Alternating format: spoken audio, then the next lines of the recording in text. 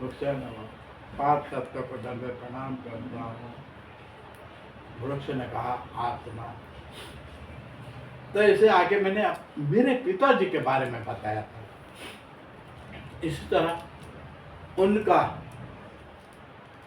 क्रियाकांड होने के बाद फिर भी पिताजी ने बोला कि आप दिल के अंदर कभी कोई ऐसा नहीं सोचना कि आपको ये परेशान करता है, ये नड़ता रहता है, ये होता है, ये सिखा गया, कुछ नहीं है।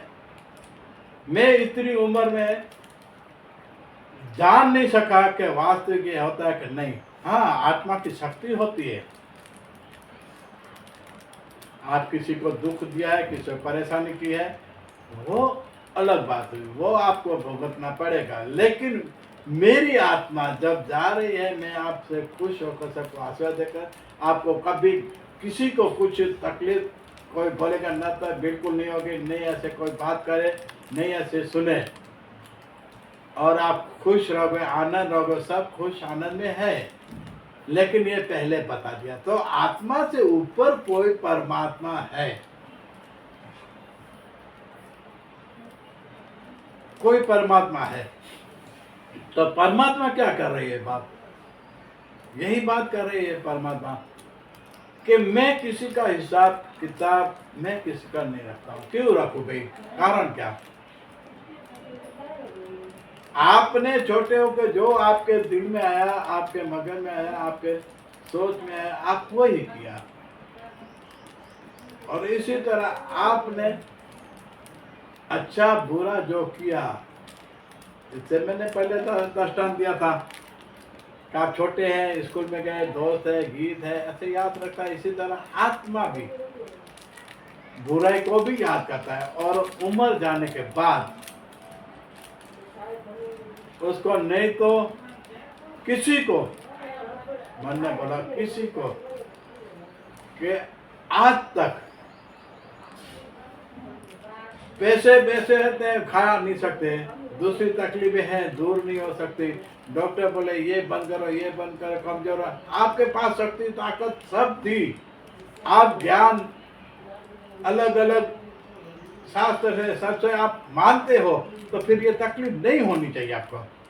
किसने? पेड़ ने आत्मा रूपी शक्ति को, ये जो कह रहे हैं उनके लिए बता रहे हैं। आत्मा के ऊपर जो परात्मा है वो बता रही है।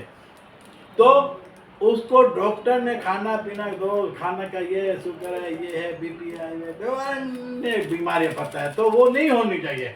आप जिस ज्ञान शास्त्र अनुसार आप जहाँ भी रहते हो, हाँ, मैंने बोला एक बात सही है, आप नाती जाति भेदभाव को छोड़कर उस उम्र में धर्म में आप क्या किसका क्या बोला ये बात नहीं करता हूँ। समय के साथ पेड़ ने बोला जब आपकी उम्र बड़ी होती है तब आपका शरीर और अंदर का खाने का जट्टा से लेकर शरीर काम नहीं करता है इतना, तो आपको जब पहले 5, 7, 10 रोटियां खाते हैं उस जगह पे आप जितना शरीर के अंदर जितना कार्य जितना करते हो, जितना उनकी जगह पे आप ना खाना कम कर दो, 1 के 2 रोटी खाओ, 2 रोटी खाए, तंदुरुस्त हुए शरीर, फिर जितनी जरूरत पड़े इतनी खाओ, फिर जरूरत पेट के अंदर नहीं है तो 2 बार के 3 बार आप बाथरूम जाओ, इसके बाद पानी पियो। आपको कोई कमजोरी को कोई नहीं, पेड़ ने बोला।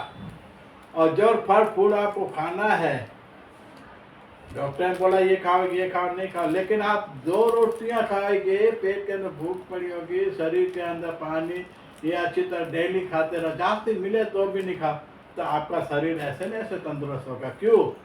कि आप कार्य ताकत न करते हो तो आप 2 के 4 रोटी खाओ, लेकिन आप आराम ही करते हो, कुछ काम नहीं है 70-80 साल, तो आपका शरीर ये बढ़ जाता है, वजन बढ़ता है। ये कब होता है? इसलिए पेड़ ने बोला आप खाना कम कर दो, आपका वजन भी कम हो जाएगा, फिर आप झुक सकोगे, पाँव हिलन चलन सब कर सकोगे। आपको पैदल जाने के लिए ऐसा हो, जल्दी ठीक होना हो, तो क्या करें?